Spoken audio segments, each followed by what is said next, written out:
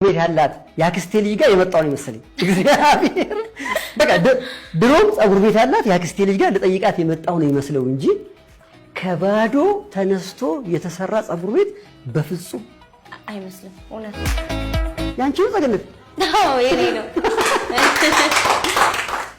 ሴቶች ጸጉር ቤት ባለቤቴ መጣ ምን ስታረግ እንደምትል ማየት ፈልጋለሁ። በዛም የጸገነትን ቤት እንጎብኝ። እሺ ዋው ይሄ 5 ሰው ካስክ የሚገባበት ቦታ አለ። አዎ እዚህ ጋር አራት ነው። አንድ እዛ ጋር አለ። አምስተኛው ምንድነው? የሚቸኩል ሰው አለ። ጸጉሩንም ሁሉንም አንድ ላይ መስራት የሚፈልግ ሰው ቁጭ ብሎ እግሩንም ቤዲኩር እየተሰራ ጥፍሩን እየተሰራ ካስክ እንዲጠቀም ለብቻው የቤዲኩር የጥፍር መስሪያ ቦታ ላይ ገጥመናል ማለት ነው። ጻጋው በኋላ አሳያችኋለሁ። ናይስ በጣም ነው የሚያምረው። እሺ ሌላ ምንድነው ያለን? ሌላ ማጠብ ያለን ሃና እየደመርሽልኝ ነው። 4 ካስክ በስንት ብር ነው?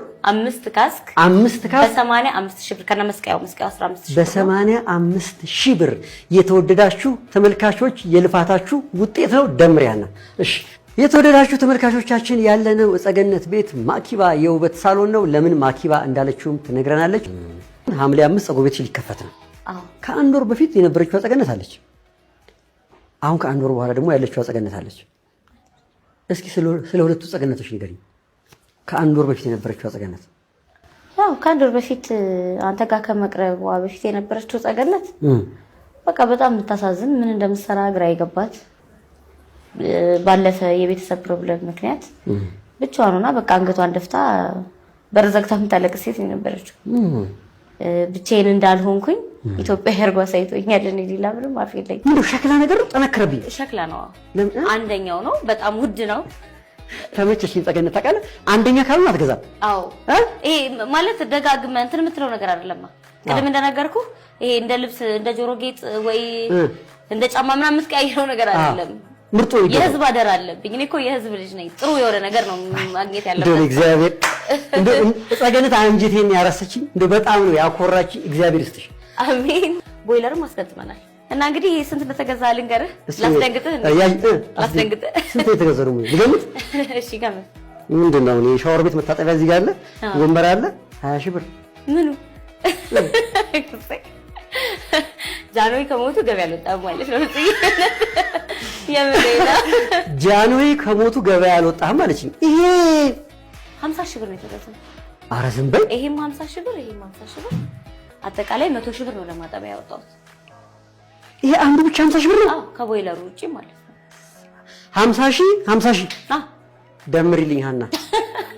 ሌላ ምን አለን? እሺ ሌላ ይሄው መጠቢያው ጋር ያው ቦይለራችን ነው ያለው ተብሎ አንደኛ ቦይለር ነው። ስንት ብር ልትይ? 45 ሺህ ብር ተገዛ።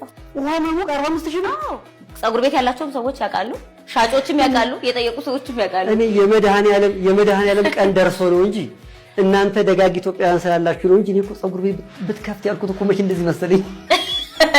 ጥሩ እንግዲህ ጸሎት ማድረግሽ በጣም አሪፍ ነው። ያሰብሽው ነገር እንደሚሳካ ምንም ጥርጥር የለኝም። አንዱ የምትችይው ሙያ ጸጉር መስራት ነው አይደል? አዎ።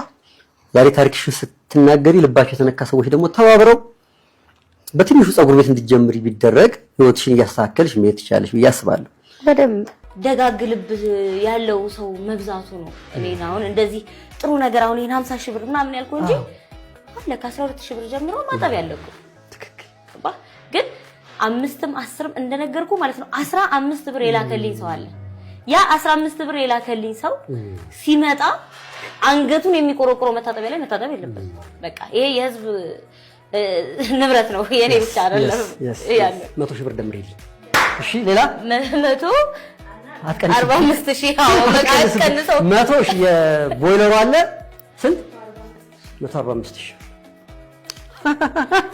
ወደ ሌላው ወይ ጸጉር ቤት። እሺ ወደ ሌላው እቺስ ምንድን ነች? አሁን የጸገነት አያት ከጎንደር ድረስ ይህንን ደስታ ለካ ሴቶች ከመጡ ከጥፍር እስከ ጸጉር ነው የሚሰሩት። ወንዶቹ እኮ አንገታችን ጸጉር ቤት ነው አንገታችን እንገባለን። እሺ ያርጉናል። ይሄንን ግማሹን የሰጠኝ ወይም ስፖንሰር ያደረገኝ አቤል ነው። ማን? አቤል አከፋፋይ ነው። እነዚህን ሻጭ የት የሚገኘው? መርካቶ ድል ተራ ህንጻ 3ኛ ፎቅ ላይ ነው የሚገኘው። አቤል ፕሮዳክት ነው የሚባለው። ላቤ እነዚህም ተገዝተው ነው እንዴ? 10 ምን ይችላል እንጂ እንዴት አድርጌ እቺን ተገዝታ ነው? አዎ ተገዝታ ነው። በሆነ ነገር እሺ ስንት? 400 ብር ስንት አለሽ እንደዛ ይታውን? ሁለት በቃ ብቻ አትደመርም። እኔ እከፍላለሁ 800 ብር እንዴ።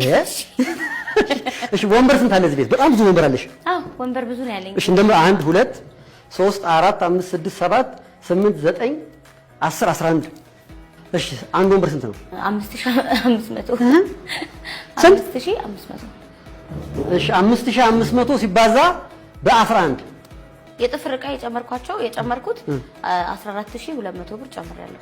ለጥፍር ዕቃ የጨመርኩት ምንም አታልፍም። 14000 ብር ደምሪላት። እሺ ግድ ነው እንዴ? እየደመረን ከሆነ መደመር ነው እንግዲህ። ይሄም ልብሱ መደመር በጣም ነው የሚያምርብሽ። የእውነት ልብሱ በጣም ነው የሚያምርብሽ። እኔ ይደመራል እሱ? አይ ይሄ ይደመራል። ከታም ትኪ ነው የገዛሁልህ ልትይ ዋና ንብረት ይሄ ነው ብላለች ጸገነት። ዋና ንብረት እሺ። ይሄ አሁን ተሽከርካሪ ወንበር ነው። እኛ ለቢሮ የምንገዛው 10000 ብር ነው። ምንድነው 65 ስንቱን አንዱ ጎበዝ ሁለት ነው ምን ነው ትላለህ? አረ ጎበዝ ስልህ ምን ይላል እዛ ቁጭ ብሎ አንዱ ወንበር 65000 ብር ነው። ስለዚህ እንደዚህ አይነት ሁለት ወንበር አለን 130000። እሺ ካውያ ማለት ይሄ ነው። ኦኬ ነው የሚሰራበት ነው። እሺ የሚሰራበት ነው። አብረው ናቸው እነዚህ ከወንበሩ ተኮሻ ናቸው ነው እንዴ? ለብቻ ነው አይገናኝም። ለብቻ ነው። እሺ ለብቻ ነው። ይሄ የውጩ ስቶቭ 12000 ብር ነው። ያኛው የሀገር ውስጡ ስቶቭ 8000 ብር ነው። ይሄ ውስጡ ሸክላ ነው። ፀጉር አይዝም፣ አይበጥስም፣ አያቃጥልም። ራሱ ፓወሩን ይቆጣጠራል።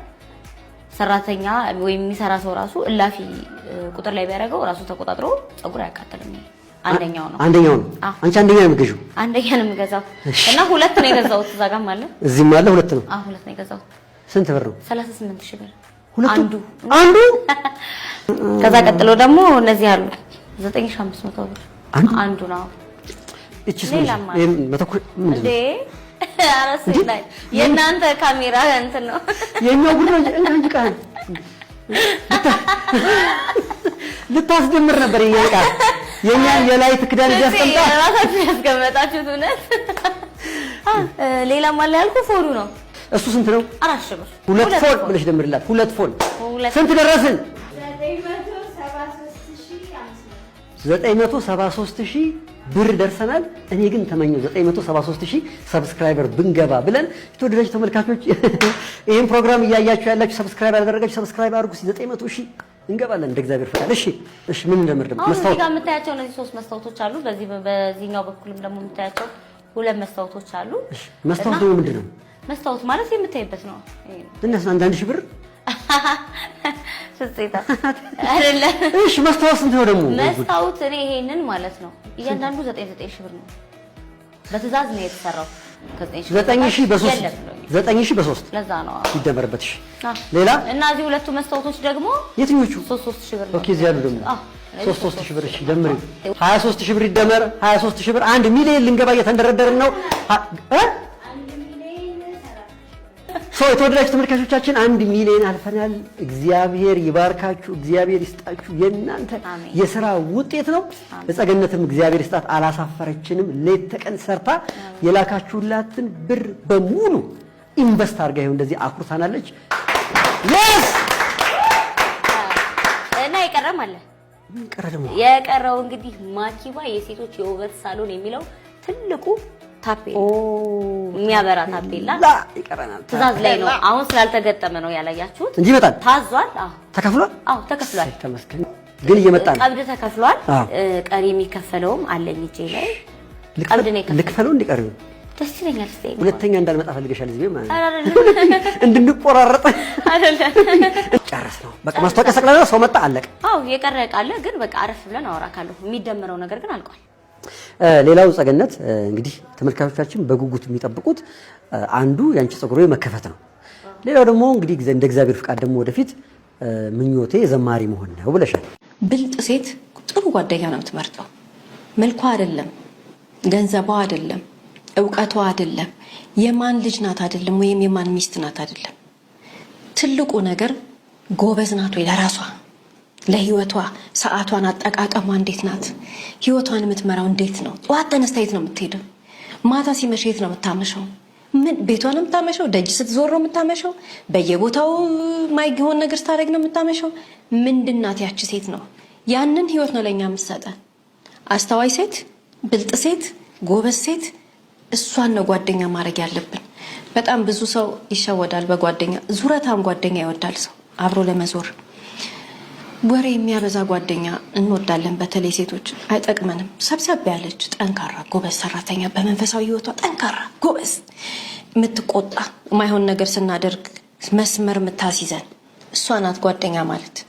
ዝርክርክ ጓደኛ ዝርክርክ ያደርገናል። መጠንቀቅ መቻል አለብን። የዛሬ ባል ታሪኮቻችን እኮ ሰብሰብ ያሉ ጓደኞች ቢሆኑ ኖሮ ልጅቷን የሚመሯት መንገድ ወደ ህግ ሂጂ፣ ውርስሽ እንደዚህ አድርገሽ አስተካኪ፣ እንደዚህ አድርጊ፣ ስነ ስርዓት ያዢ፣ ይሄ ግቢ፣ በዚህ ግቢ፣ በዚህ ውጪ ብለው የተጠየቁትን ያልተጠየቁትን አይደለም ግን የተጠየቁትን ነገር በስነ ስርዓት መስመር እንድትይዝ ያደርጓት ነበር። አንዳንድ ጊዜ መስመር ያጣ ጓደኛ ነው እንግዲህ ለራሱ በማያቅ ዝርክርክ ጓደኛ ህይወታችን የሚያዝረከርከው። ከእንደነሱ አይነት ሰዎች ህይወታችን መጠበቅ አለብን። ጓደኝነት ቀይ መስመር ሲበጅለት ግን ሁሉ ነገር መፍትሄ አለው።